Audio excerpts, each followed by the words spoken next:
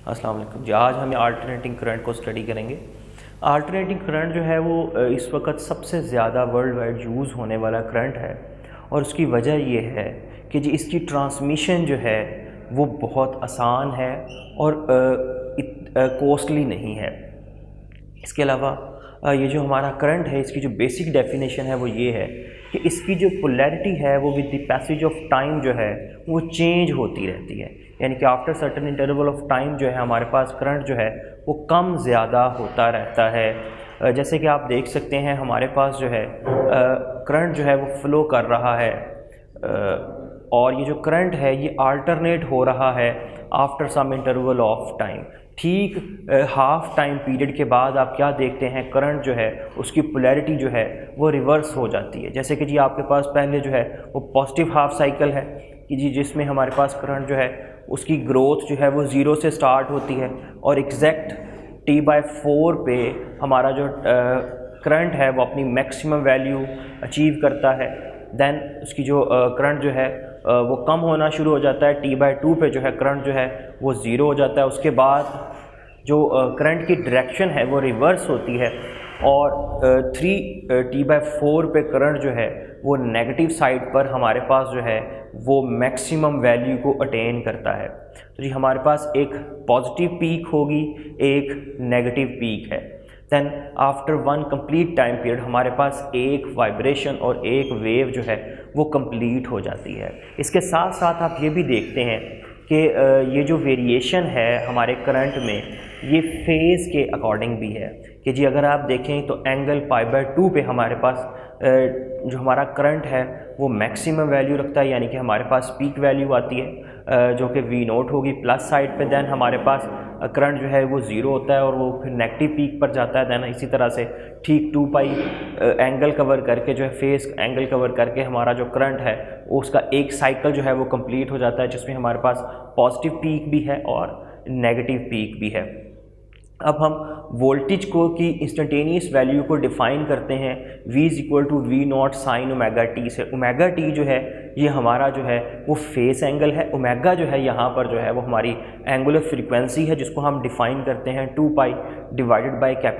Capital T यहाँ पे हमारे पास टाइम पीरियड है और इसको अगर आप जो है फ्रीक्वेंसी के साथ रिलेशन देखना चाहते हैं तो वो है जी हमारे पास 2πf। Omega = 2πf। और अगर आपने करंट कैलकुलेट करना है तो अल्टरनेटिंग करंट जो है वो भी अल्टरनेटिंग वोल्टेज की तरह जो है वो I = I0 sin ωt, यानी कि ये जो इसकी जो वेव फॉर्म है ये साइन वेव जो है हमारे पास आती है।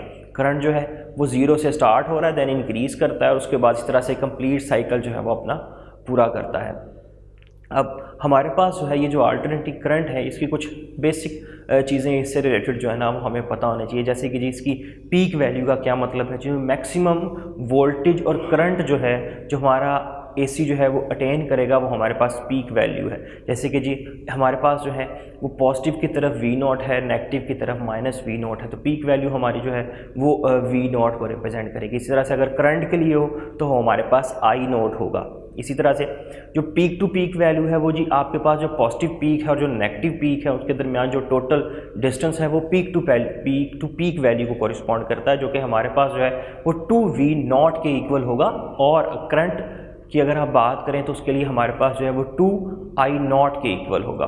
देन अगर आप जो है वो किसी भी वोल्ट मीटर के साथ जो है अगर आप RMS अगर जो है आप अल्टरनेटिव करंट को मेजर करना चाहते हैं तो वो जो वोल्ट मीटर वोल्टेज आपको मेजर करके देगा, या अगर आप करंट मेजर करते हैं अल्टरनेटिव करंट को मेजर करना चाहते हैं एमीटर से, और जो एमीटर आपको मेजरमेंट देगा वो इन जनरल क्या चीज़ होती है, तो जी वो इन जनरल जो है RMS वैल्यू को मेजर करता है। वोल्ट मीटर और एमीटर जो है वो इन जनरल जो हमें रिजल्ट देता है वो RMS वैल्यू होती है। अब ये RMS जो वैल्यू है इसे हम किस तरह से कैलकुलेट करते हैं, तो RMS वैल्यू कैलकुलेट करने के लिए यहाँ पर आपको स्क्रीन पे एक एग्जाम्पल के तौर पे जो है एक करंट का ग्राफ नज़र आ रहा है और वो जो ग्राफ है वो वन जो पोजीशन है, जो फर्स्ट ग्राफ है जिसके ऊपर वन मेंशन है जी, वो हमारे पास करंट का ग्राफ है I = I0 cos ωt के लिए। अब अगर आप इस करंट के लिए जो है वो RMS वैल्यू कैलकुलेट करना चाहते हैं तो आपको सबसे पहले जो है वो इसका स्क्वायर लेना होगा। क्यों स्क्वायर हम क्यों लेंगे जी, हम डायरेक्ट जो है वो वैल्यू कैलकुलेट क्यों नहीं कर लेते? उसकी वजह ये है कि ये कंप्लीट साइकिल में हमारे पास अगर हम नेट जो है एवरेज लेंगे तो वो हमारे पास ज़ीरो आ जाएगी, क्योंकि जी हमारे पास पॉजिटिव पीक भी है और नेगेटिव पीक भी है। देन अगर हमारे पास पॉजिटिव नेगेटिव दोनों हैं और आप उनको की एवरेज लेते हैं तो वो तो हमारे पास ज़ीरो होगी। तो फिर हम एवरेज किस तरह से कैलकुलेट करेंगे हम अपने करंट की एसी के लिए? तो उसके लिए हम क्या करते हैं कि हम जी सबसे पहले अपने करंट का स्क्वायर ले लेते हैं। जब आप स्क्वायर लेंगे तो हमारे पास आई का जो स्क्वायर है वो I square I naught square cos theta square आ जाएगा। देन जी अब आपके पास जो है स्क्वायर आ गया, आपने इस स्क्वायर की एवरेज लेनी है। और जब आप स्क्वायर की एवरेज लेंगे हमारे पास जो है स्क्वायर की जो एवरेज है यहाँ पर, क्योंकि हमारा जो ग्राफ है वो सिमेट्रिकल है। सिमेट्रिकल का मतलब जैसा जो है वो हाफ के अपवर्ड है वैसे ही जो है हाफ के नीचे की तरफ है। तो जो स्क्वायर है जो एवरेज है वो हमेशा सेंट्रल पॉइंट को कॉरिस्पॉन्ड करेगी। तो जो लाइन 3 जो है वो आपके पास जो है जो पॉइंट 3 जो है वो एवरेज को कॉरिस्पॉन्ड कर रहा है, और वो हमारे पास किसके इक्वल है जी, वो है हमारे पास equal I naught square half by 2 के। देन फाइनली अगर आप एवरेज इसकी जो है स्क्वायर रूट ले लेंगे तो हमारे पास जो है वो जो फोर्थ जो लाइन आ रही है वो आ जाएगी, और वो हमारे पास किसके इक्वल है जी, I naught divided by under root 2 के। अब हमने किया क्या है, सबसे पहले हमने स्क्वायर लिया, उसके बाद हमने क्या लिया, एवरेज और मीन लिया, देन हम थर्ड पे स्क्वायर रूट ले रहे हैं। इसीलिए इसको हम कहते हैं इस वैल्यू को RMS वैल्यू, R फॉर जो है ना under root, M for mean और S जो है वो आप स्क्वायर लेके जो है ये कैलकुलेशन करते हैं। तो हमारे पास जो RMS वैल्यू है करंट की वो हमारे पास होगी जी I naught divided by under root 2 के। और अगर आप इसी तरह से वोल्टेज के लिए RMS वैल्यू कैलकुलेट करना चाहते हैं तो वो हमारे पास होगी जी पीक वैल्यू को अगर आप डिवाइड कर देते हैं अंडर रूट 2 से तो हमारे पास जो है वो वोल्टेज की RMS वैल्यू आ जाएगी। और इसको हम 0.7 टाइम्स V0 से भी रिप्रेजेंट करते हैं। ये पीक वैल्यू से थोड़ा सा जो है वो आपको इसका जो RMS है ये थोड़ी सी जो है पीक से थोड़ा सा कम वैल्यू रखती है, जो कि 0.4 से रिप्रेजेंट किया गया है।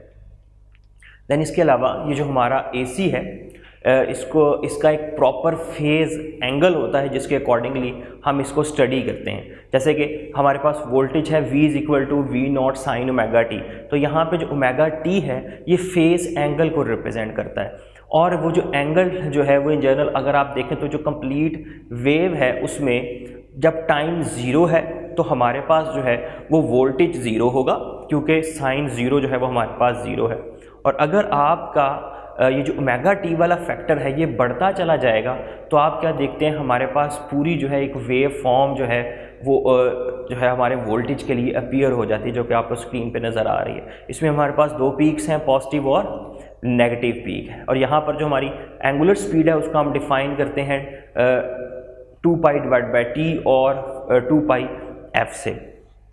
अब ये हमारे पास एक सिंगल जो है वो वोल्टेज के लिए आप जो है वो पीक देख रहे हैं, लेकिन अगर हमारे पास जो है वो नंबर ऑफ वेव्स हों और आपको ये जज करना हो कि ये जो वेव्स हैं इनमें से कौन सी वेव जो है वो लीड कर रही है और कौन सी वेव जो है वो लैग कर रही है, यानी कि कौन सी वेव जो है वो एंगल के लिहाज से आगे है और कौन सी वेव जो है वो एंगल के लिहाज से हमारे जो है वो पीछे रह गई है। तो उसके लिए जी हम कुछ एग्जाम्पल देख लेते हैं कि जी हमारे पास ए फिगर के अंदर हमारे पास दो वेव्स हैं जो प्रोपगेट कर रही हैं टाइम के अकॉर्डिंगली। इसमें हमारे पास बी वेव जो है उसका अगर आप इनिशियल फेज देखें time t is equal to 0 पे तो वो 90 डिग्री और π/2 है, जबकि जो आपके पास दूसरी वेव है उसका time t is equal to 0 पे जो फेज है a का वो हमारे पास जो है वो 0 है।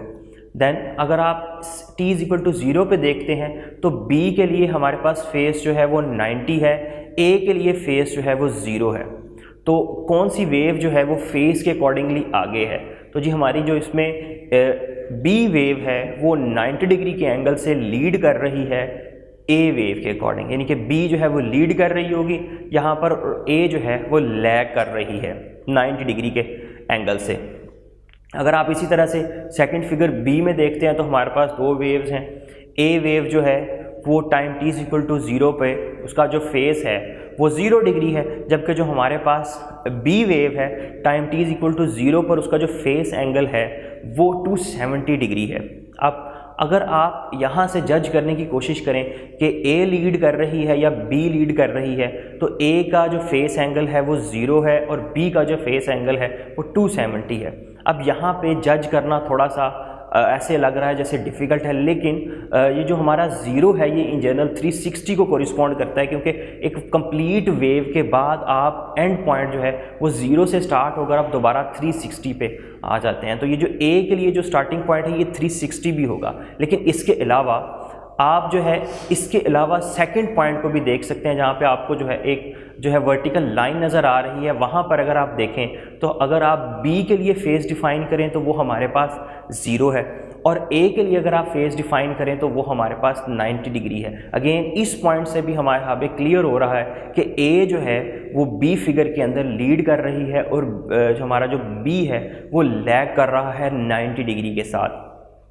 जितने भी हमारे पास जो हैं वो AC वेरिएबल्स हैं, जो AC क्वांटिटीज़ हैं, उनमें डेफिनेटली हम हमेशा एंगल को डिफ़ाइन करेंगे और उस एंगल के लिहाज से जो है हम जो है अपने जो हमारा क्वांटिटी है उसकी पोजीशन को और उसकी स्टेट को डिफ़ाइन कर सकते हैं कि जी वो लीडिंग है, वो लैगिंग है, वो जो है एक्सट्रीम पोजीशन पे है, वो मीन पोजीशन पे है। और इसी तरह से इसीलिए ये जो फेस की स्टडी है AC में ये बहुत ज़्यादा अहम है। जैसे कि अगर आप देखें एक और एग्जांपल के तौर पे कि जी आपके पास जो कंप्लीट वेव फॉर्म है जहाँ पर एग्जैक्टली फेस जो है वो 180 डिग्री है, वहाँ पर वेव का बिहेवियर क्या है। तो जो आपके पास जो फर्स्ट वाली फिगर है उसमें अगर आप देखें ब्लू कलर का जिसमें आपको ग्राफ नज़र आ रहा है और एग्जैक्टली 180 डिग्री के ऊपर आपके पास जो वेव है वो 0 से स्टार्ट हो रही है और नेगेटिव एक्सट्रीम की तरफ चल रही है। देन ये जो एंगल्स हैं इसके अकॉर्डिंगली जो वेव के एट्रीब्यूट्स हैं उसके अकॉर्डिंगली ही हम इनका बिहेवियर जो है वो स्टडी कर सकते हैं कि जी अब अगर कोई भी वेव जो है वो इस तरह से स्टार्ट होगी कि वो 0 से स्टार्ट हो और नेगेटिव की तरफ पीक की तरफ जाए, दैन उसका इनिशियल फेस जो है वो डेफिनेटली तौर पर 180 डिग्री होगा। ऐसी तमाम क्वांटिटीज़ जो कि फेस के अकॉर्डिंगली वेरी हों उनको हम रिप्रेजेंट करने के लिए फेज़र वेक्टर्स यूज़ करते हैं। इसीलिए हम AC की रिप्रेजेंटेशन के लिए फेज़र वेक्टर्स को जो है वो इस्तेमाल करेंगे। अब ये फेज़र वेक्टर्स क्या हैं? ये इन जनरल जो हमारे पास कोई भी जो हमारे पास फेज़ रखने वाली क्वांटिटी है उसको हम रिप्रेजेंट करते हैं एक स्पेसिफिक वेक्टर के साथ जो कि एंगुलर जो है रोटेशन में होगा एंटी क्लॉकवाइज डायरेक्शन में, और ये इन जनरल ये जो उसकी रोटेशन है ये उस क्वांटिटी की वेव फॉर्म को रिप्रेजेंट करेगी। अब इसके लिए हम सर्टेन कंडीशंस लगाते हैं और वो कंडीशंस ये हैं कि जी हमारा जो वेक्टर है उसकी जो लेंथ है वो रिप्रेजेंट करेगी उस वेव के एम्पलीट्यूड को।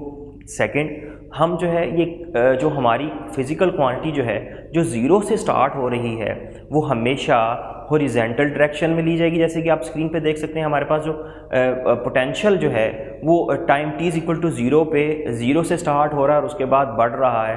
देन हमारा जो फेज़र वेक्टर होगा वो हॉरिजॉन्टल है और वो वहाँ से एंगुलर स्पीड ओमेगा के साथ जो है वो एंटी क्लॉकवाइज डायरेक्शन में रोटेट करेगा। अब जो एंगुलर फ्रिक्वेंसी जो है वो उस वेव की होगी, सेम वही एंगुलर फ्रिक्वेंसी जो है वो हमारे पास जो है वो इन फेज़र वेक्टर्स की है जिससे आप वोल्टेज V और करंट I से रिप्रेजेंट कर रहे हैं।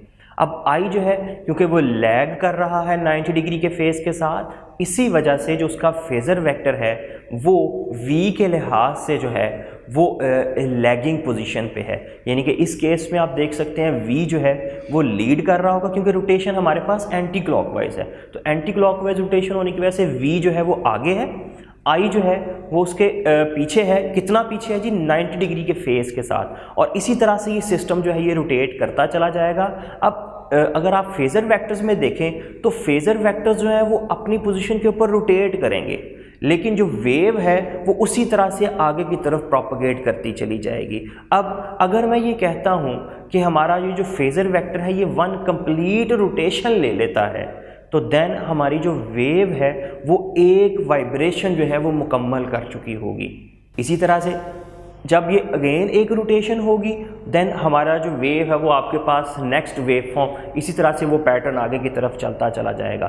तो यहाँ वेव फेजर वेक्टर्स के अंदर जो रोटेशन है वो इन जनरल वेव की मोशन को कोरिस्पॉन्ड कर रही होती है। अब इसमें आपने देख लिया कि हम किस तरह से फेज़र वेक्टर्स लेते हैं और किस तरह से हम जो हमारी फेज़र जो हमारे पास जो फिज़िकल क्वांटिटी है v और i हम उनको जो है वो फेज़र वेक्टर की फॉर्म में रिप्रेजेंट कर सकते हैं। देन हम स्टडी करेंगे कि अगर आपके पास जो है वो मुख्तलिफ़ किस्म की जो हमारे पास जो है जो सर्किट एलिमेंट्स हैं उसमें से जब AC पास करेगा तो उसमें जो हमारे पास जो है ये V और I का जो एट्रीब्यूट है फेस एंगल के अकॉर्डिंगली किस तरह से होगा। अब हम सर्किट एलिमेंट्स पढ़ लेते हैं जी कुछ AC के। तो जी हमारा जो AC करंट है उसमें हमारे पास जो सर्किट एलिमेंट्स हैं वो रेजिस्टेंस हो सकती है, वो हमारे पास कैपेसिटर हो सकता है, वो हमारे पास इंडक्टर है। अब रेजिस्टेंस जो है उसके लिए हम जो बेसिक रिलेशन जो रेजिस्टेंस के लिए यूज़ करते हैं वो है जी हमारे पास V = IR। कैपेसिटर के लिए हम कैपेसिटर की इक्वेशन यूज़ करेंगे और क्योंकि हम यहाँ पे स्टडी करेंगे वोल्टेज और करंट के दरमियान जो रिलेशन है स्पेसिफिक सर्किट एलिमेंट के अकॉर्डिंग, तो इसीलिए हमें जो है वो रिलेशन डेवलप करना होता है वोल्टेज और करंट के दरमियान। अब रेजिस्टेंस में तो V और I जो है वो आपस में रिलेटेड है ओहम्स लॉ से। तो कैपेसिटर के केस में हम V और I का जो रिलेशन है वो Q = CV को यूज़ करते हुए और देन आप जो है वो करंट कैलकुलेट करते हैं इस चार्ज से, तो हम इस तरह से वोल्टेज और करंट को रिलेट कर सकते हैं। और इंडक्टर के लिए हमारे पास जो इक्वेशन है वो सेल्फ इंड्यूस EMF वाली इक्वेशन है कि जी सेल्फ इंडक्शन के केस में हमारे पास जो रिज़ल्ट आता है कि जी V = L ∆I/∆t। अब वन बाय वन देख लेते हैं जी। सबसे पहले जी हमारे पास हमने AC अप्लाई किया है रेजिस्टेंस पे और AC कितना वोल्टेज हम दे रहे हैं जी V = V0 sin ωt। अब ओहम्स लॉ के अकॉर्डिंग हमारे पास सिंपली जो हमारे पास करंट आएगा वो इक्वल होगा V/R के, और हम डिफाइन कर सकते हैं I0 को यहाँ पे V0/R।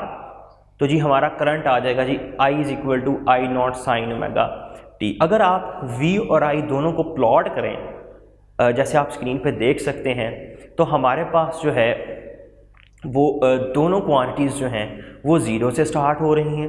तो सबसे पहले अगर आप देखें तो दोनों क्वांटिटीज़ ज़ीरो से स्टार्ट हो रही हैं और फिर सेम बढ़ते हुए पीक पे जाती हैं और देन जो है ना हमारे पास कंप्लीट वेव फॉर्म आती है। लेकिन जो दोनों में फ़र्क है वो ये है कि I का एम्पलीट्यूड जो है वो कम है, V का एम्पलीट्यूड जो है वो ज़्यादा है। उसकी वजह क्या है जी, जब आप वो V0 को R से डिवाइड करेंगे तो I0 हमेशा V0 से कम होगा।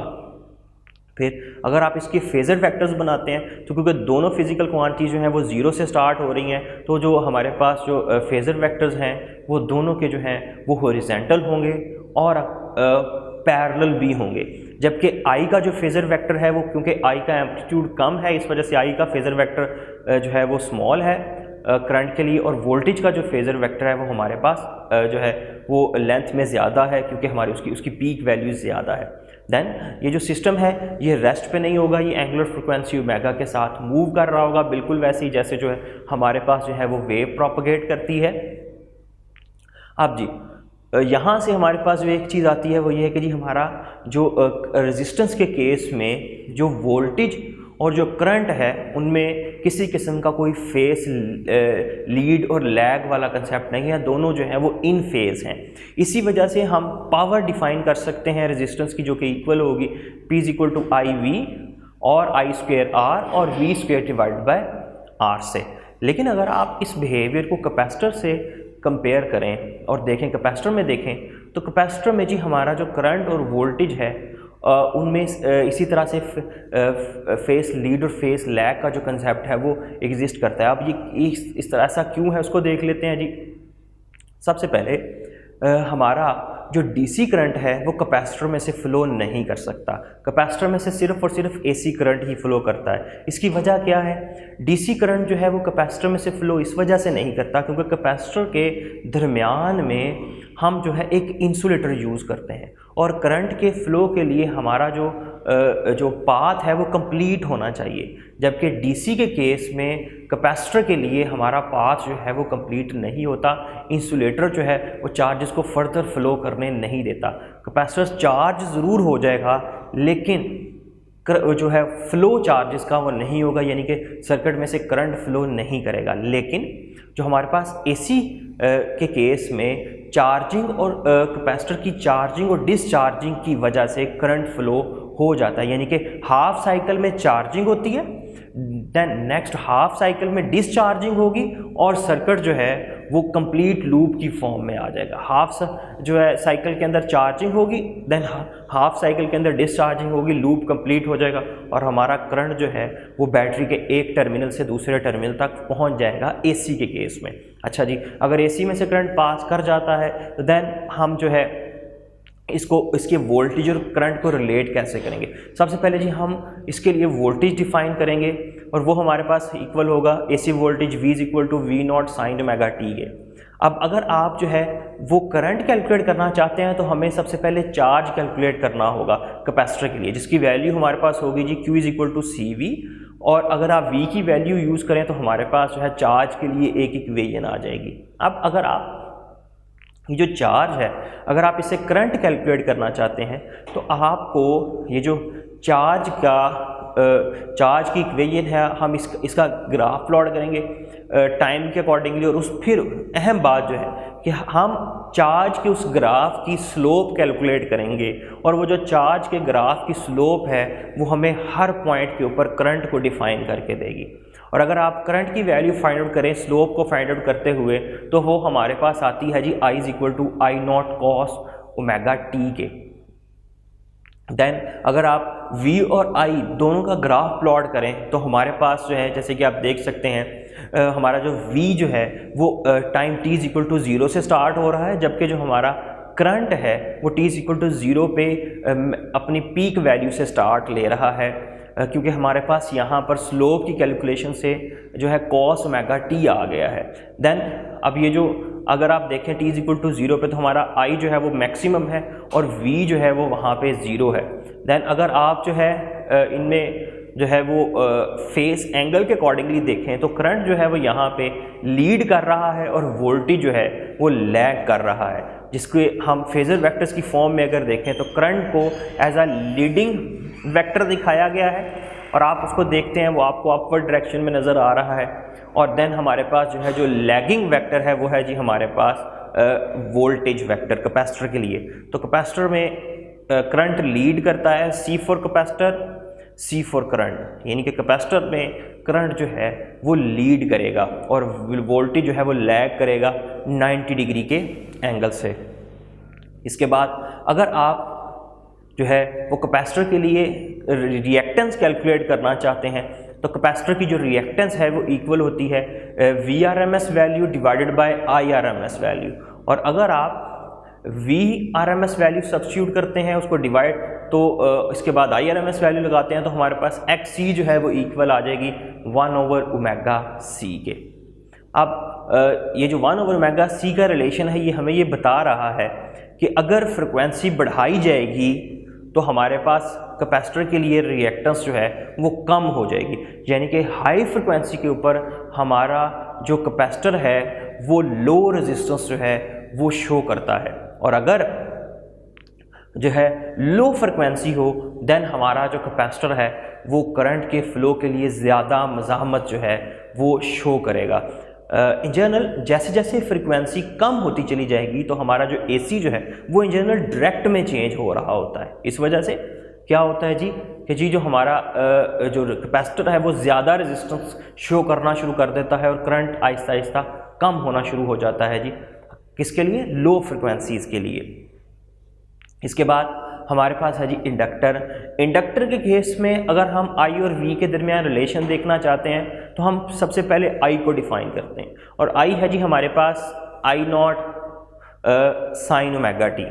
अब अगर आप जो है यहाँ से वोल्टेज कैलकुलेट करना चाहते हैं तो उसके लिए हम यूज़ करेंगे जो हमारे पास सेल्फ इंडक्शन के लिए सेल्फ इंड्यूस EMF के लिए जो हमारे पास वोल्टेज का रिलेशन था साइलन L is equal to L into delta I divide by delta t. तो यहाँ से अगर आप v कैलकुलेट करें तो वो हमारे पास आएगा जी v is equal to v naught cos omega t. ये इन जनरल किस तरह से आया है, आपने करंट के ग्राफ की स्लोप कैलकुलेट करनी है और वो जो स्लोप जो है वो आपको वोल्टेज देगी।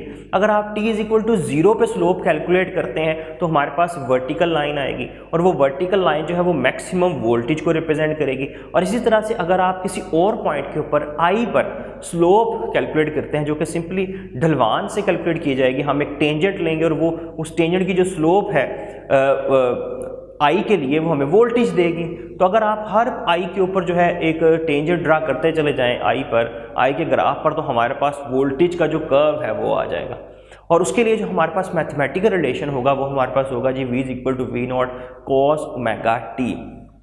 अब ये जो हमारे पास कॉस ओमेगा टी है और हमारे वोल्टेज के लिए और करंट के लिए हमारे पास आई साइन ओमेगा टी है। अगर आप इनको प्लॉट करते हैं तो आपके पास जो है आई जो है वो 0 से स्टार्ट होगा, वी जो है वो अपनी पीक वैल्यू से स्टार्ट हो रहा है, टी इज इक्वल टू 0 पे हमारे पास कॉस जो है वो 1 होगा तो v is equal to v naught आएगा हमारे पास, इसलिए वो पीक से स्टार्ट हो रहा है। देन अगर आप इसकी जो है वो फेज़र वेक्टर्स डायग्राम बनाते हैं तो उसमें हमारे पास इस केस के अंदर वोल्टेज जो है वो 90 डिग्री के साथ लीड कर रहा है, जबकि जो करंट जो है वो लैग कर रहा है 90 डिग्री के साथ। और ये जो सिस्टम है हमारा उसी तरह से रोटेशन हो रही है जी, वो जो फेज़र वेक्टर्स हैं वो उसी जगह पर जो है एंटी क्लॉकवाइज डायरेक्शन में ओमेगा स्पीड के साथ रोटेट करेंगे और उसी के पैरेलल जो है हमारे पास वेव फॉर्म जो है वो ओमेगा स्पीड के साथ प्रोपगेट करते हुए आगे की तरफ जाएगी। देन अगर आप रेजिस्टेंस कैलकुलेट करना चाहते हैं जिसको हम कहते हैं जी रिएक्टेंस ऑफ इंडक्टर, तो उसके लिए हमारा जो रिलेशन है वो XL again VRMS divide by IRMS।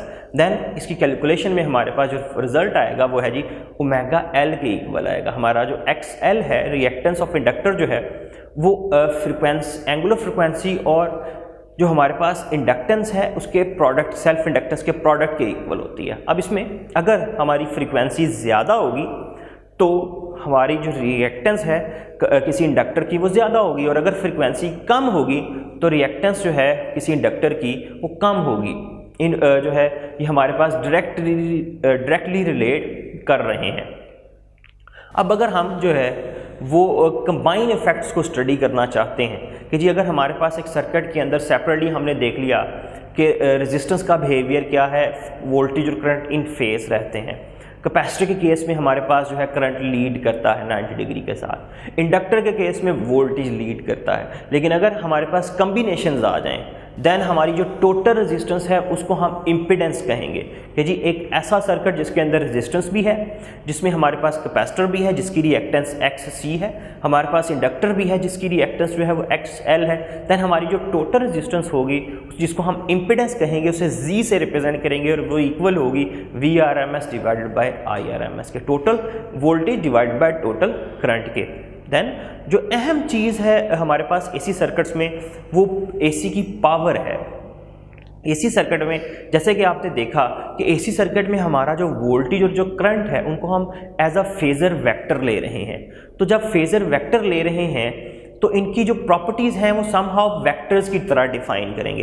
इसीलिए अगर आप देखें तो जो हम जो पावर का जो रिलेशन यूज़ करते हैं वो डॉट प्रोडक्ट से मिलता जुलता है और इसमें हमारे पास जो रिलेशन है वो है जी P is equal to VRMS IRMS into cos theta, यानी कि इसमें हम वोल्टेज का जो कंपोनेंट है करंट की डायरेक्शन में और जो करंट का कंपोनेंट है वोल्टेज की डायरेक्शन में वो हम यूज़ करते हैं। तो इसलिए ये इसमें हमारे पास एंगल कॉस थीटा इन्वॉल्व हो जाता है। ये जो कॉस थीटा है इसे हम एसी के अंदर जो है पावर फैक्टर से रिप्रेजेंट करते हैं और इसकी वैल्यू जो है वो रेजिस्टेंस के लिए हमेशा 1 होगी पावर फैक्टर की। क्यों? क्योंकि उस केस रेजिस्टेंस के केस में V और R के I के दरमियान जो है हमारे पास किसी किस्म का कोई फेस लीड और लैग नहीं है, यानी कि वहाँ पे थीटा जो है वो 0 है तो cos 0 1 होगा तो रेजिस्टेंस के लिए पावर फैक्टर 1 होता है। जबकि जो इंडक्टर और कैपेसिटर्स हैं उनके लिए हमारे पास जो है वोल्टेज और करंट जो है वो 90 डिग्री के फेस, लीड और लैग के साथ चलते हैं। तो इसी वजह से हमारे पास जो है वो जो इंडक्टर और कैपेसिटर हैं उसमें हमारे पास पावर डेसिपेशन जो है वो ज़ीरो है, क्योंकि कॉस ज़ीरो होगा, हमारे पास पावर फैक्टर ज़ीरो होगा। तो कैपेसिटर और इंडक्टर के केस में हमारे पास जो है वो पावर जो है वो डेसिपेटेड जो है वो नहीं होती। अच्छा, अब इन जनरल होता क्या है, अगर आप जो है सेपरेटली जो है वोल्टेज और करंट कंडक्टर और कैपेसिटर के लिए जो ग्राफ हैं उनको देखें तो हमारे पास जो है वो इन जनरल ये जो कंप्लीट साइकिल है वो 4 पोर्शंस के अंदर कंप्लीट होगा। जो अगर आप कैपेसिटर की बात करें तो उसमें अगर आप फर्स्ट पोर्शन पे देखें तो आप क्या देखते हैं कि जो हमारे पास V और I जो हैं वो दोनों पॉजिटिव हैं, तो हमारी पावर जो है वो इन जनरल सप्लाई होगी। देन नेक्स्ट क्या हो रहा है, हमारे पास एक पॉजिटिव है एक नेगेटिव है, तो हमारी जो पावर जो है वो वापस चली जाएगी। यानी कि इसमें कंप्लीट 4 साइकिल तक अगर आप जाते हैं तो 2 साइकिल के अंदर किस तरह से जी पावर सप्लाई की गई है और 2 के अंदर जो है वो पावर को यूज़ किया गया है, और नेट जो है वो इन जनरल क्या होगा, ज़ीरो होगा। इसीलिए हम कहते हैं जी पावर डेसिपेशन नहीं है। सेम यही एट्रीब्यूट जो है वो इंडक्टर में है कि जी 4 साइकिल्स हैं, 2 में जो है वो पावर जो है वो कंज्यूम होगी और 2 में जो है वो पावर जो है वो वापस दी जाएगी। अगेन ओवरऑल नेट जो है वो हमारे पास पावर डेसिपेशन जो है वो ज़ीरो होगी। इसके बाद अगर आप जो है ये देखना चाहते हैं कि कम्बिनेशंस में किस तरह से हमारे जो सर्किट एलिमेंट्स हैं वो बिहेव करते हैं, तो उसके लिए जी हम सबसे पहले अगर आप जो है वो एक कैपेसिटर को और एक जो है रेजिस्टेंस को सीरीज़ में अटैच कर देते हैं। अब सीरीज़ की वजह से करंट जो है वो दोनों में से सेम फ्लो करेगा, सीरीज़ में करंट सेम रहता है। देन अगर आप इनके फेज़र वेक्टर्स ड्रा करें तो आई जो है उसको हम हॉरिजेंटल ले रहे हैं, उस हॉरिजेंटल रेफरेंस के लिहाज से जो हमारे पास रेजिस्टेंस का जो वोल्टेज है वो करंट के साथ जो है वो पैरेलल होगा, जबकि जो कैपेसिटर है उसमें क्योंकि करंट लीड करता है इसलिए आपको जो कैपेसिटर का वोल्टेज है वो डाउनवर्ड डायरेक्शन में नज़र आ रहा है, उसकी जो डायरेक्शन है वो डाउनवर्ड है।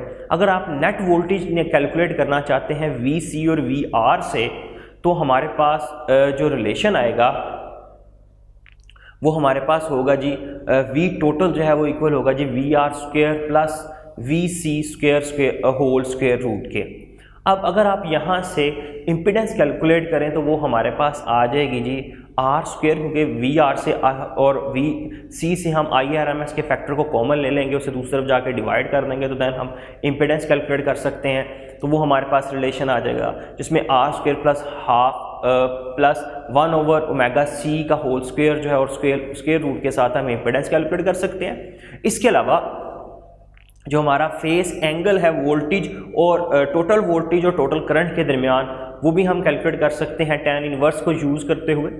लेकिन अब ये जो टोटल वोल्टेज है ये किस तरह से कैलकुलेट किया जाएगा, इन जनरल हम VC और VR को सम अप करते हैं। सम कैसे करना है, सेम वही मेथड जो कि जो हम किसी भी वेक्टर के लिए अडॉप्ट करते हैं, हेड टू टेल रूल। हम VR को उसी जगह पे रहने देंगे, VC को उठाएंगे और VR जो है उसकी जो टेल है उसको VC की जो टेल है उसको हम VR के हेड से ज्वाइन कर देंगे। देन हम जो है अपना रिजल्टेंट वेक्टर फाइंड आउट करेंगे जो कि आपको जो है वो सेंट्रल लाइन जो है वो नज़र आ रही है, और ये हमारा टोटल वोल्टेज होगा। किसके लिए जी, ये हमारे पास वोल्टेज होगा RC सर्किट के लिए। अब RC सर्किट के अंदर जो है करंट जो है वो लीड कर रहा है, वोल्टेज जो है वो लैग कर रहा है, लेकिन ये जो फेस लैग और ये जो लीड है ये डिपेंड करता है रेजिस्टेंस और जो है हमारे पास कैपेसिटर की रिएक्टेंस पर। वो डिफरेंट होंगी तो हमारे पास जो है ये एंगल जो है वो वेरी हो जाएगा। इसी तरह से अगर आप इंडक्टर के लिए देखते हैं तो अगर आप RL सर्किट को स्टडी करते हैं तो RL सर्किट में हमारे पास जो है वो किस तरह से है जी, हमारे पास उसी तरह से जो हमारा VR है वो करंट की डायरेक्शन में है, जबकि जो हमारा वोल्टेज है इंडक्टर के लिए, क्योंकि वो लीडिंग वोल्टेज होता है इंडक्टर में, तो हमारे पास जो है वो अपवर्ड डायरेक्शन में वर्टिकल लाइन से रिप्रेजेंट किया गया है। अगर आप टोटल वोल्टेज निकालना चाहते हैं तो हम क्या करेंगे जी, head to tail rule use करेंगे। VR उसी जगह पर रहेगा, हम VL की जो है वो उसको लेकर आते हैं जी VR के साथ इस तरह से कि VL की टेल जो है वो आप अटैच कर देंगे VR के हेड से। देन हम जो है रिजल्टेंट वेक्टर फाइंड आउट करेंगे और वो हमारा टोटल वेक्टर को कॉरिस्पॉन्ड करेगा, और जो फेस एंगल है वो रिप्रेजेंट किया जाएगा करंट से उस वेक्टर तक जिसको थीटा से जाहिर किया गया है। और इसकी कैलकुलेशन के लिए हम क्या करते हैं, जिसकी कैलकुलेशन के लिए हम अगर आपने टोटल इम्पीडेंस निकालनी है तो उसके लिए हमारे पास रिलेशन आ जाएगा square root R square plus omega L का होल स्क्वायर। और अगर आप जो है फेस एंगल कैलकुलेट करना चाहते हैं, अगेन यहाँ पर हम यूज़ करेंगे रिएक्टेंस ऑफ इंडक्टर और रेजिस्टेंस की वैल्यू को, वो हमें फेस एंगल देगा।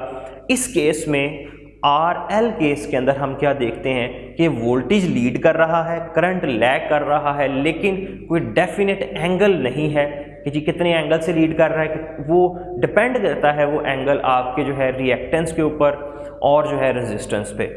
नेक्स्ट अगर आप कम्बिनेशंस की बात करें, फर्दर कम्बिनेशंस को हम आगे की तरफ लेकर चलते हैं कि जी अगर हम रेजिस्टेंस, कैपेसिटर और इंडक्टर को सीरीज़ में कनेक्ट कर दें तो देन हमारे पास क्या होगा। अगर आप जो है वो रेजिस्टेंस, कैपेसिटर और इंडक्टर को सीरीज़ में कनेक्ट कर देते हैं तो अगेन सीरीज़ में होने की वजह से करंट जो है वो हमारा वो सेम रहेगा, उसको हम हॉरिजॉन्टल डायरेक्शन में ले लेते हैं। अब वन बाय वन हम रेजिस्टेंस के लिए वोल्टेज डिफाइन करेंगे, कैपेसिटर के लिए वोल्टेज डिफाइन करेंगे और जो है हम इंडक्टर के लिए वोल्टेज डिफाइन करते हैं।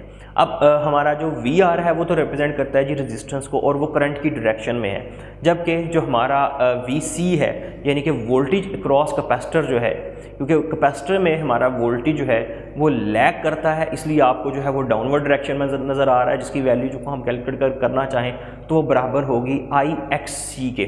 लेकिन अगर आप इंडक्टर की बात करें तो जो इंडक्टर का वोल्टेज है वो करंट के लिहाज से लीड करता है, इसीलिए आपको जो है वो वर्टिकल डायरेक्शन में अपवर्ड में नज़र आ रहा है, जिसको हम रिप्रेजेंट कर रहे हैं V L is equal to I X L से। अब अगर आप देखें तो इस इन जनरल हमारा जो VL है और VC जो है वो एक दूसरे को कैंसिल आउट नहीं कर रहे। VL की एक स्पेसिफिक वैल्यू है, VC की एक स्पेसिफिक वैल्यू है, अगर आप इन्हें एडअप करते हैं तो हमारे पास कोई डेफिनेट वोल्टेज जो है वो आएगा। लेकिन हम स्टडी करना चाहते हैं अपने सर्किट को स्पेसिफिकली एक पर्टिकुलर फ्रिक्वेंसी पे, जिसको हम रेजोनेंस फ्रिक्वेंसी कहते हैं। अब रेजोनेंस फ्रिक्वेंसी पे हमारे पास क्या होगा कि जी VL और VC जो है हमारे पास वो इक्वल हो जाएंगे, यानी कि जो हमारी जो है कैपेसिटर के लिए जो रिएक्टेंस है वो बराबर होगी जो इंडक्टर के लिए रिएक्टेंस है। देन क्या होगा जी, हमारे पास जब XC जो है वो XL के बराबर होगी तो एक ख़ास पर्टिकुलर फ्रिक्वेंसी जिसको हम फाइंड आउट करते हैं FR is equal to 1/2 pi under root LC से, एग्जैक्ट इस फ्रिक्वेंसी पे हमारा जो सर्किट है उसमें इंडक्टिव बिहेवियर और कैपेसिटिव बिहेवियर जो है वो माइनस हो जाएगा और सर्किट जो है वो टोटली बिहेव करेगा रेजिस्टिव सर्किट के तौर पे। और इसकी कुछ प्रॉपर्टीज़ हैं कि जी जो हमारा रेजोनेंस पे जो हमारा जो सर्किट है, क्योंकि वो प्योरली रेजिस्टिव हो जाता है, तो रेजिस्टिव के केस में हमारे पास जो पावर फैक्टर है वो 1 होगा। इसके अलावा सीरीज सर्किट के केस में रेजोनेंस पर जो करंट है वो मैक्सिमम होता है। आपको इसीलिए अगर आप ग्राफ प्लॉट करें फ्रिक्वेंसी और करंट के दरमियान, करंट को आप वर्टिकल एक्सिस पे ले रहे हैं और जो है हॉरिजॉन्टल एक्सिस पे आपके पास फ्रिक्वेंसी है जो आप दे रहे हैं एसी की जो फ्रिक्वेंसी है, तो आप क्या देखते हैं एक पर्टिकुलर रेजोनेंस फ्रिक्वेंसी के ऊपर आपके पास जो है वो करंट मैक्सिमम है जो कि इक्वल होगा V0 डिवाइड बाय R के। और करंट मैक्सिमम का मतलब है रेजिस्टेंस यहाँ पर क्या होगी जी, मिनिमम होगी।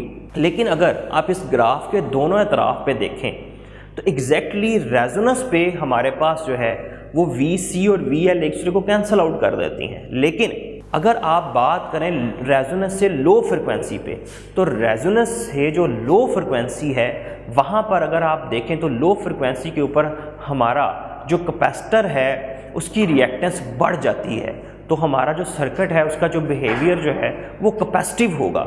जबकि जो हाई फ्रिक्वेंसी है वहाँ पर आप क्या देखते हैं कि जो इंडक्टर है उसकी रेजिस्टेंस बढ़ जाती है, तो हमारा जो सर्किट है वो हाई फ्रिक्वेंसी के ऊपर जो है वो इंडक्टिव प्रॉपर्टीज़ शो करेगा। यानी कि ये जो हमारा कंप्लीट ग्राफ है इसमें लो फ्रिक्वेंसीज़ के लिए हमारा जो सर्किट का बिहेवियर है उसमें कैपेसिटर जो है वो ज़्यादा प्रोमिनेंट रोल प्ले कर रहा होता है। यानी कि जो सर्किट, तीनों सर्किट एलिमेंट्स में से कैपेसिटर जो है उसका रोल ज़्यादा होता है और वही करंट को डिफाइन कर रहा होता है। जबकि अगर आप हाई फ्रिक्वेंसीज़ की बात करें तो सीरीज सर्किट के अंदर जो है इंडक्टर का बिहेवियर ज़्यादा होता है और इंडक्टर ही करंट की जो है वो फ्लो को डिफाइन करेगा, जबकि एग्जैक्टली रेजोनेंस पे जो बिहेवियर है वो टोटली रेजिस्टिव रह जाता है। तो हमारे पास 3 किस्म के एट्रीब्यूट्स जो हैं वो इस ग्राफ से जो है वो हम स्टडी कर सकते हैं। इसके अलावा जो लास्ट चीज़ है वो ये कि रेजोनेंस पे जो हमारे पास वोल्टेज अक्रॉस इंडक्टर और कैपेसिटर हैं, ये इनपुट वोल्टेज V से भी जो हैं वो स्ट्रेंथ में ज़्यादा होते हैं। इसके अलावा अगर आप पैरेलल सर्किट देखें जिसमें हमारे पास जो है वो कैपेसिटर और रेजिस्टेंस और इंडक्टर को जो है वो पैरेलल में लगाया गया है, तो इस केस में हमारे पास जो है अगर आप रेजोनेंस स्टडी करना चाहते हैं जिस पे जी आपके पास जो है हमारा कैपेसिटिव रिएक्टेंस जो है वो इंडक्टिव रिएक्टेंस के इक्वल हो, देन हमारे पास सेम रेजोनेंस फ्रिक्वेंसी के लिए रिलेशन आ जाएगा। लेकिन पैरेलल के केस में जनरल क्या होता है कि जी हमारी जो रेजिस्टेंस है वो पैरेलल के केस के अंदर जो है रेजोनेंस पे मैक्सिमम होती है, और क्योंकि मैक्सिमम होती है रेजिस्टेंस, इस वजह से पैरेलल के केस में रेजोनेंस में हमारे पास मिनिमम करंट जो है वो होगा, मिनिमम करंट जो है वो पास करेगा। इसी तरह से जो हमारे पास जो ब्रांच करंट्स हैं IL और IC जो है, यानी कि करंट जो इंडक्टर में से पास कर रहा है और जो कैपेसिटर में से पास कर रहा है, वो टोटल करंट जो I था हमेशा उससे वैल्यू में ज़्यादा होंगे। अब इस पे जो है ना रेजोनेंस पे ऐसा होता क्या है कि जी रेजिस्टेंस जो है वो हमारे पास जो है वो मैक्सिमम हो जाती है। रेजोनेंस से पहले हमारे पास किस किस्म का बिहेवियर है और रेजोनेंस के बाद किस किस्म का बिहेवियर है। इसको अगर आप पैरेलल सर्किट से देखें तो पैरेलल के केस में हमारे पास करंट डिवाइड होगा और वोल्टेज जो है वो सेम रहेगा। अब अगर हमारे पास फ्रिक्वेंसी जो है वो रेजोनेंस फ्रिक्वेंसी से कम है तो कम फ्रिक्वेंसी के ऊपर क्या होगा जी, हमारा जो कैपेसिटर है उसकी रेजिस्टेंस ज़्यादा होगी, जबकि जो इंडक्टर की रेजिस्टेंस है वो बहुत ही ज़्यादा कम होगी। तो करंट जो है वो फ्लो करेगा थ्रू इंडक्टर, यानी कि आपके पास पैरेलल सर्किट के अंदर 3 सर्किट एलिमेंट्स हैं R, L और C, लेकिन लो फ्रिक्वेंसी के ऊपर हमारे पास जो L है उसकी रेजिस्टेंस ना होने के बराबर है, जिसकी वजह से मैक्सिमम करंट जो है वो L के थ्रू जो है L ब्रांच में से फ्लो कर जाता है। तो जी करंट फ्लो कर जाएगा जो है हमारे इंडक्टर में से, रेजिस्टेंस कम से कम होगी, तो वो जो 2 पाथ है रेजिस्टेंस और कैपेसिटर वाला उसे फॉलो करने की बजाय करंट सारे का सारा इंडक्टर में से गुजर रहा है, इस वजह से करंट मैक्सिमम है। जबकि अगर आप हाई फ्रिक्वेंसी पे देखें तो हाई फ्रिक्वेंसी के ऊपर इंडक्टर की रेजिस्टेंस ज़्यादा होती है और कैपेसिटर की जो रेजिस्टेंस है वो कम होती है, तो जो सारा करंट है वो कैपेसिटर में से पास करता है। जबकि जो हमारा एट रेजोनेंस पे, क्योंकि जो हमारा लीडिंग करंट है कैपेसिटर का और जो लैगिंग करंट है वो उसका इंडक्टर का, वो एक दूसरे को कैंसिल आउट कर देते हैं। इस वजह से करंट को पास होना होता है सिर्फ और सिर्फ रेजिस्टेंस में से, और इसीलिए हम कहते हैं कि जी रेजोनेंस पर के केस में सारा करंट जब रेजिस्टेंस R में से फ्लो करेगा जो कि मैक्सिमम रेजिस्टेंस शो करेगी, इसलिए हमारा करंट जो है वो रेजोनेंस पे पैरेलल के केस में कम हो जाता है। इसके अलावा नेक्स्ट कुछ जो है 3 फेस AC की और प्रॉपर्टीज़ देख लेते हैं जी। सबसे पहले कि ये जो हमारे पास AC सप्लाई है हम इसको एज अ 3 फेस सप्लाई के तौर पे भी दे सकते हैं। अब ये 3 फेस सप्लाई का क्या मतलब है जी, हमारे पास जो है वो मैग्नेट के अंदर जो है वो जो कॉइल रोटेट करेगा, हम वो एक कॉइल यूज़ करने की बजाय अगर 3 कॉइल यूज़ कर लें और उन्हें 120 डिग्री के एंगल के साथ रोटेट करवाएं तो हमारे पास जो है वो एक ही वक्त में 3 फेस जो है 3 वोल्टेजेस जनरेट होंगे जो एक दूसरे के साथ जो हैं वो 120 के फेस के साथ होंगे। और अगर आप इनकी कोई सी 2 लाइन्स को यूज़ करते हैं तो हमारे पास जो है टोटल वोल्टेज आएगा वो 400 वोल्ट के करीब होगा। और अगर जो है आप एक जो सेंट्रल न्यूट्रल वायर है उसको यूज़ करते हुए वोल्टेज कैलकुलेट करें तो हम AC supply 3 face AC supply में 230 वोल्ट हासिल कर सकते हैं। और यही जो है ये हमारे 3 फेस AC सप्लाई की सबसे ज़्यादा अहम बात है कि हम 3 फेस AC सप्लाई में अपने वोल्टेज को अपने अकॉर्डिंग जो है अपने लोड के अकॉर्डिंग जो है वो डिवाइड कर सकते हैं कि जी जहाँ पर हमें 400 चाहिए हम वो भी यूज़ कर सकते हैं, जहाँ पर हमें कम वोल्टेज चाहिए हम उसे भी यूटिलाइज कर सकते हैं और लोड जो है उसको बैलेंस कर सकते हैं। इसके अलावा मेटल डिटेक्टर जो है वो किस तरह से काम करता है। अब मेटल डिटेक्टर की जो वर्किंग है वो इन जनरल LC सर्किट के ऊपर डिपेंड करती है। LC सर्किट को हम ऑसिलेटर सर्किट भी कहते हैं क्योंकि ये जो L और C है इसका जो कम्बिनेशन है वो ऑसिलेशन जनरेट करता है और इसी ऑसिलेशन की वजह से इसको हम ऑसिलेटर सर्किट कहते हैं। अब हमारे पास जो है मेटल डिटेक्टर के अंदर 2 ऑसिलेटर सर्किट्स हैं। एक जो है उसकी हम जो इंडक्टेंस है उसको LA से रिप्रेजेंट किया गया है, जो दूसरा है उसकी जो इंडक्टेंस है उसको हमने LB से रिप्रेजेंट किया है। अगर आप किसी मेटल के पीस को इस डिटेक्टर के करीब लेकर आते हैं तो आप क्या देखेंगे कि जिस तरफ मेटल का ऑब्जेक्ट आप रखेंगे वहाँ उसकी जो इंडक्टेंस है वो चेंज हो जाएगी, और उसके चेंज होने की वजह से उस ऑसिलेटर की जो फ्रीक्वेंसी है वो वेरी कर जाएगी। जैसे कि इस वक्त आप देख सकते हैं जो आपके पास B ऑसिलेटर है उसका जो इंडक्टर है वो डेफिनेटली तौर पर उसकी जो इंडक्टेंस है उसमें चेंज आएगा। अब उसमें चेंज आने की वजह से अगर आप रिलेशन देखें F = 1/2π√LC, तो अगर L में चेंज आएगा तो फ्रिक्वेंसी चेंज हो जाएगी। तो हमारे ऑसिलेटर B की फ्रिक्वेंसी जो कि FOB से रिप्रेजेंट की गई है वो चेंज हो जाती है, जबकि FOA की फ्रिक्वेंसी कुछ और है। अब फ्रिक्वेंसी में जो चेंज है ये बीट जनरेट करता है, जो कि जिससे जो है वो साउंड जनरेट होगी और हमें पता लग जाएगा कि जी कोई मेटल का पीस जो है वो डिटेक्टर के पास है, हम यानी कि हम मेटल को डिटेक्ट कर सकते हैं। लेकिन अगर जो है किसी किस्म कोई मेटल पीस ना हो तो LB और LA सेम रहेंगे, हमारे पास सेम फ्रिक्वेंसी होगी, सेम फ्रिक्वेंसी के ऊपर किसी किस्म की कोई बीट जनरेट नहीं होगी। देन नेक्स्ट है जी हमारे पास इलेक्ट्रोमैग्नेटिक वेव्स और उनकी प्रॉपर्टीज़ क्या हैं। तो इलेक्ट्रोमैग्नेटिक वेव्स जो हैं जी इन जनरल ये इलेक्ट्रिसिटी और मैग्नेटिक फील्ड के कम्बिनेशन से जनरेट होती हैं। सबसे पहले इसके बारे में जो काम किया था वो मैक्सवेल ने किया था, और मैक्सवेल ने बहुत ही ज़्यादा अहम इक्वेशंस दी, जिन इक्वेशंस के अकॉर्डिंग जो है हम ये कह सकते हैं कि अगर कहीं पर इलेक्ट्रिक फील्ड में चेंज एग्जिस्ट करे तो वो इलेक्ट्रिक फील्ड में चेंज जो है वो मैग्नेटिक फील्ड में चेंज को प्रोड्यूस करता है। अब जो मैग्नेटिक फील्ड में चेंज है वो फर्दर आगे इलेक्ट्रिक फील्ड में चेंज को प्रोड्यूस करेगा, और इसी तरह से हमारी जो इलेक्ट्रिक फील्ड और मैग्नेटिक फील्ड के कम्बिनेशन से जो है वो इलेक्ट्रोमैग्नेटिक वेव जनरेट होती है, जो कि स्पेस में हर डायरेक्शन के अंदर प्रोपगेट करती है। अब क्वेश्चन ये है जी हमारे पास कि जी मैक्सवेल इक्वेशंस कौन सी हैं। तो सिंपली मैक्सवेल इक्वेशंस कोई नई इक्वेशंस नहीं है, ये वही इक्वेशंस हैं जो कि आप ऑलरेडी जो है वो अपनी जो है वो इलेक्ट्रिसिटी और मैग्नेटिज्म में पढ़ चुके हैं।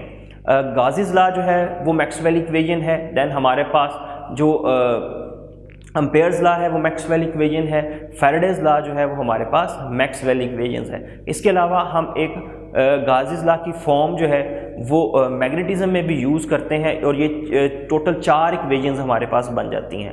2 जो है वो हमारे पास गाज़ीज़ लॉ है, एक इलेक्ट्रिसिटी में और एक मैग्नेटिज्म में, एक हमारे पास एम्पेयर्स लॉ है और एक हमारे पास फैराडेज लॉ है। ये जो कंबाइन ये जो हमारे पास इक्वेशंस हैं इनको हम मैक्सवेल इक्वेशंस कहते हैं। ये कोई नई इक्वेशंस नहीं है। अच्छा जी, नेक्स्ट जी हमारे पास है जी इलेक्ट्रोमैग्नेटिक वेव्स की टाइप्स। तो इलेक्ट्रोमैग्नेटिक वेव्स में हमारे पास एक ब्रॉड स्पेक्ट्रम है, जिसमें हमारे पास जो सबसे हाईएस्ट वेवलेंथ की तरफ हमारे पास रेडियो वेव्स हैं।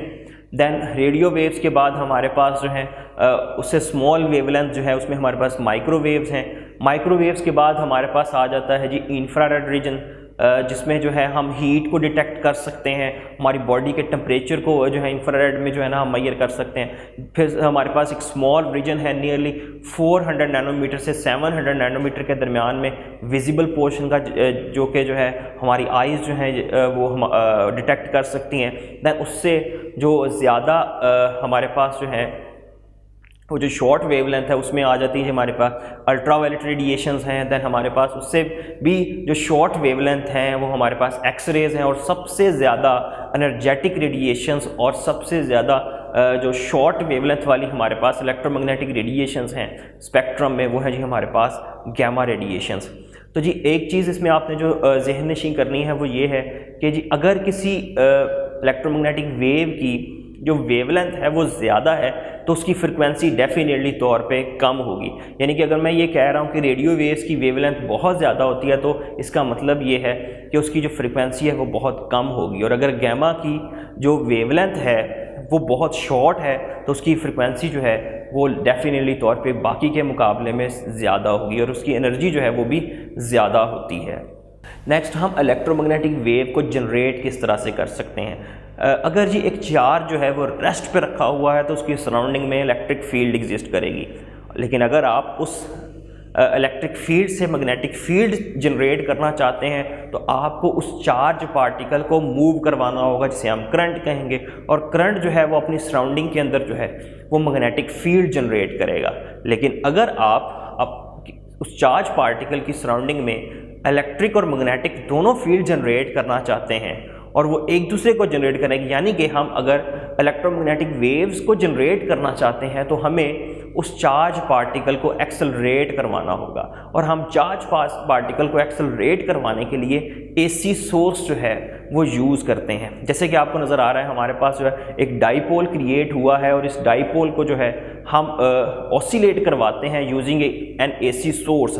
अब ये जो एसी सोर्स है ये क्या करेगा, करंट इसमें अल्टरनेट होता रहेगा, तो चार्ज जो है वो ऑसिलेट करता रहेगा, पॉजिटिव नेगेटिव। इस ऑसिलेशन से इसकी सराउंडिंग में जो है वो हम क्या देखते हैं कि इलेक्ट्रिक फील्ड प्रोड्यूस होगी। और ये जो इलेक्ट्रिक फील्ड होगी, क्योंकि चार्ज जो है वो ऑसिलेट कर रहा है, तो ये जो इलेक्ट्रिक फील्ड है ये यूनिफॉर्म नहीं बल्कि ये वेरिएबल होगी। अब हमारी इलेक्ट्रिक फील्ड क्योंकि चेंज हो रही है, तो इस चेंजिंग की वजह से हम क्या देखते हैं कि इस रीजन के अंदर मैग्नेटिक फील्ड जनरेट होगी। अब वो जो मैग्नेटिक फील्ड है वो भी फर्दर जो है उसके फ्लक्स में चेंज आएगा, तो वो फर्दर आगे इलेक्ट्रिक फील्ड जनरेट करेगी।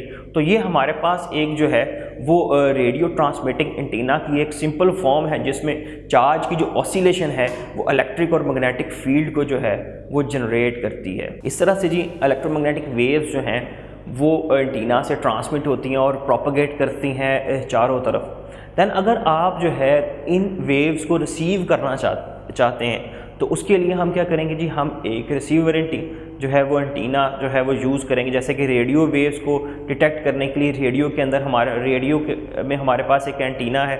एंटीना पर जो है जब इलेक्ट्रोमैग्नेटिक वेव्स आके स्ट्राइक करती हैं तो रेडियो के अंदर जो है हमारे पास एक ऑसिलेटर सर्किट मौजूद होता है। अब ऑसिलेटर सर्किट के अंदर हमारे पास एक कैपेसिटर होता है जी और एक इंडक्टर है। अब हम जो अपने रेडियो में जो ऑसिलेटर सर्किट यूज़ करते हैं वो एक वेरिएबल ऑसिलेटर है, यानी कि उसमें जो हमारे पास जो कैपेसिटर है वो वेरिएबल होता है। हम उसकी कैपेसिटेंस को चेंज करके फ्रिक्वेंसी को वेरी कर सकते हैं। देन हम क्या करेंगे जी, हम अपने रेडियो की ट्यूनिंग करेंगे और उस ट्यूनिंग का मतलब ये है कि हम अपने रेडियो की जो फ्रिक्वेंसी है, अब जो कैपेसिटेंस है वो एडजस्ट कर रहे हैं और उस कैपेसिटेंस के अकॉर्डिंगली जो है हम अपने रेडियो की फ्रिक्वेंसी को एडजस्ट कर रहे हैं। जब हमारे रेडियो की जो फ्रिक्वेंसी है वो आने वाले इलेक्ट्रोमैग्नेटिक सिग्नल की फ्रिक्वेंसी के बराबर हो जाएगी तो रेजोनेंस का फिनोमेना अकर करेगा, जिससे हमारा जो नेट एम्पलीट्यूड है सिग्नल का वो बढ़ जाएगा और वो सिग्नल जो है वो हमारे रेडियो पे जो है वो उसकी जो है वो तरसील जो है वो शुरू हो जाएगी और इस तरह से हम वो पर्टिकुलर रेडियो स्टेशन जो है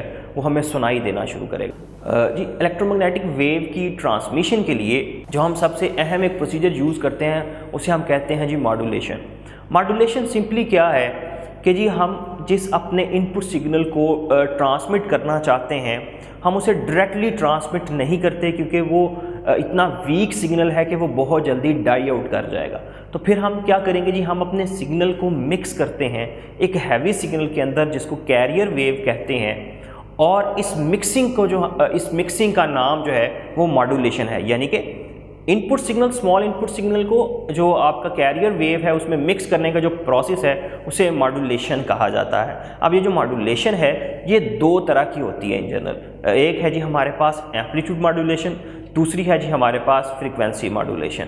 अब जो एम्पलीट्यूड मॉड्यूलेशन है उसमें मिक्सिंग कुछ इस तरह से होगी कि जो हमारे पास फाइनल मॉड्यूलेटेड सिग्नल आएगा उसमें एम्पलीट्यूड जो है वो वेरी कर रहा होगा और हमारे पास जो है वो बीट्स की फॉर्म में जो है वो स्ट्रक्चर आ जाएगा। हम इस स्ट्रक्चर को जो है वो ट्रांसमिट कर देते हैं एंटीना से और वो जो है वो दूर दराज तक जो है इंफॉर्मेशन को कैरी करके ले जाते हैं। अब जी ये जो हमारी एम्पलीट्यूड मॉड्यूलेशन है इसकी रेंज जो है वो 540 किलोहर्ट्ज से नियरली 1600 किलोहर्ट्ज तक होती है। जबकि इसके अलावा जो हम यूज़ करते हैं मॉड्यूलेशन फॉर्म वो है जी हमारे पास फ्रीक्वेंसी मॉड्यूलेशन। फ्रीक्वेंसी मॉड्यूलेशन में जब हम सिग्नल को हैवी सिग्नल में मिक्स करते हैं तो हमारे पास जो मॉड्यूलेटेड सिग्नल आता है उसके अंदर जो है हम क्या देखते हैं कि फ्रीक्वेंसी में वेरिएशन है। कहीं पे हमारे पास वेवलेंथ जो है वो कम है, कहीं पे वेवलेंथ जो है वो ज़्यादा है, और इस किस्म की मॉड्यूलेटेड सिग्नल को हम फ्रीक्वेंसी मॉड्यूलेटेड सिग्नल जो है वो कहेंगे। अब ये जो फ्रीक्वेंसी मॉड्यूलेशन है ये जो एम्पलीट्यूड मॉड्यूलेशन है उसके अगर आप अकॉर्डिंगली देखें तो फ्रिक्वेंसी मॉड्यूलेशन जो है उसमें इलेक्ट्रिकल इंटरफेरेंस जो है वो बहुत कम होती है। इसके अलावा ये इसकी जो क्वालिटी है ट्रांसमिशन की वो भी जो है बहुत बेहतर है AM के अकॉर्डिंग। इसके अलावा जो हमारी FM जो है इसकी जो रेंज है वो कम है AM के लिहाज से, लेकिन ये क्योंकि इसकी जो ट्रांसमिशन है वो बहुत बेहतर है, इसलिए इसे आजकल जो है न्यूज़ सिस्टम में ज़्यादा इस्तेमाल किया जा रहा है। इसके अलावा ये जो हमारी फ्रीक्वेंसी मॉड्यूलेशन है ये ऑब्स्टेकल्स से जो है वो भी बैंड नहीं होती, यानी कि इसमें डिफ्रैक्शन का जो होना है वो भी बहुत ही ज़्यादा कम है। इसीलिए कई एतबार से जो FM जो है वो AM के ऊपर जो है वो तरजीह रखती है।